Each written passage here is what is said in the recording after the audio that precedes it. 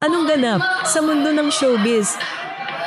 Nagtrending si Ice Seguera matapos niyang mag-perform in full drag attire bilang regalo sa kaarawan ng kanyang asawa, si Liza Dino.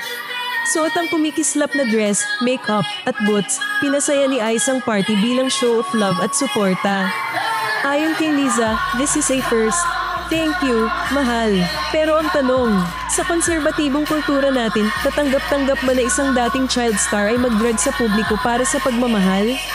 Comment down below. Hati ba ang opinion mo?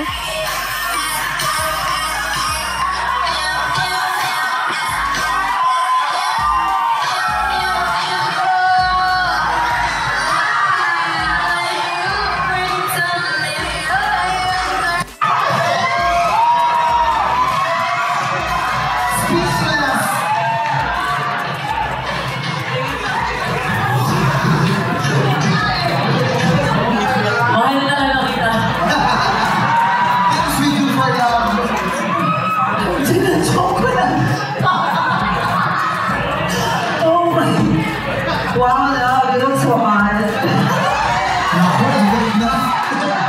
I know. Happy birthday, love.